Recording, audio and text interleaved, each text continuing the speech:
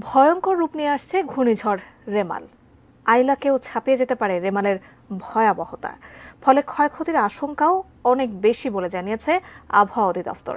সেই সাথে রেমালের প্রভাবে মোংলা ও পায়রা সমুদ্র বন্দরকে 10 নম্বর এবং কক্সবাজার চট্টগ্রাম সমুদ্র বন্দরকে 9 নম্বর মহা বিপদ সংকেত দেখিয়ে যেতে বলা হয়েছে।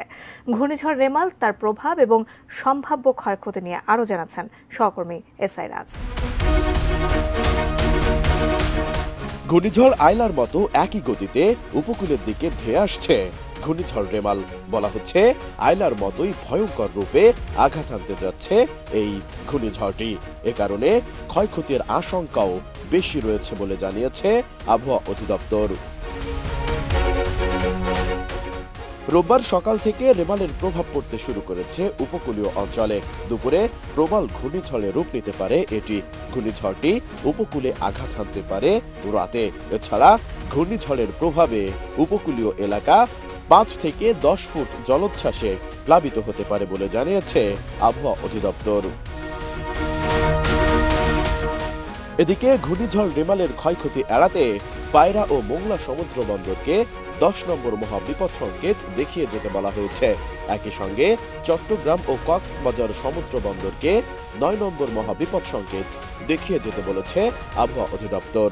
প্রবল ঘূর্ণিঝড় কেন্দ্রের নিকটবর্তী এলাকায় সাগর বিক্ষুব্ধ রয়েছে। পায়রা ও মোংলা সমুদ্র বন্দরকে 7 নম্বর বিপদ সংকেত নামিয়ে তার পরিবর্তে 10 নম্বর মহা বিপদ সংকেত, আমি আবার বলছি 10 নম্বর মহা বিপদ সংকেত দেখাতে বলা হয়েছে।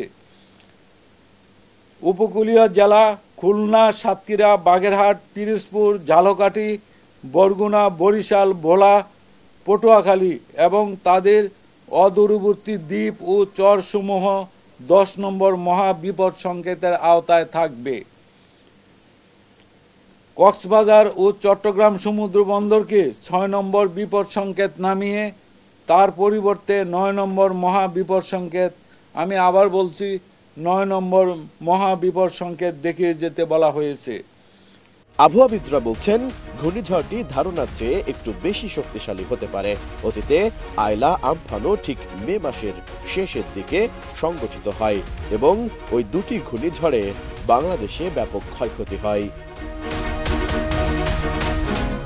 ভীষণ নিয়ে এলো ফুলঝুরি মেগা অফার সিজন 6।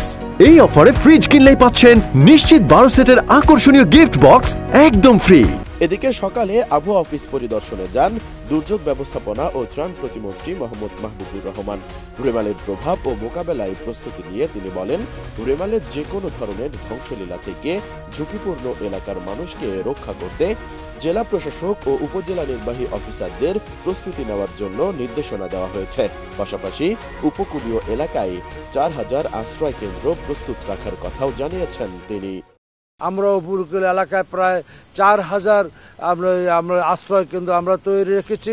এছাড়া আপনার সমস্ত শিক্ষা প্রতিষ্ঠান, বিভিন্ন বড় বড় অবকাঠামোগুলিতে আমরা প্রস্তুত রেখেছি প্রয়োজনে ব্যবহার করার জন্য, এবং বিভিন্ন যে পশু রয়েছে এগুলিকে আমরা মুজিব কেল্লাগুলিকে আমরা প্রস্তুত রেখেছি। ঘূর্ণিঝড় রেমালের প্রভাবে রাজশাহী, রংপুর, ময়মনসিংহ, ঢাকা, খুলনা, বরিশাল, চট্টগ্রাম ও সিলেট বিভাগে দমকা বা ঝোড়ো হাওয়া সহ ভারী থেকে অতি ভারী বর্ষণ হতে পারে। উত্তর বঙ্গোপসাগর ও গভীর সাগরে অবস্থানরত মাছ ধরার নৌকা ও ট্রলার সমূহকে পরবর্তী নির্দেশ না দেওয়া পর্যন্ত নিরাপদ আশ্রয়ে থাকতেও বলা হয়েছে। এসআই রাজ, এটিএন নিউজ।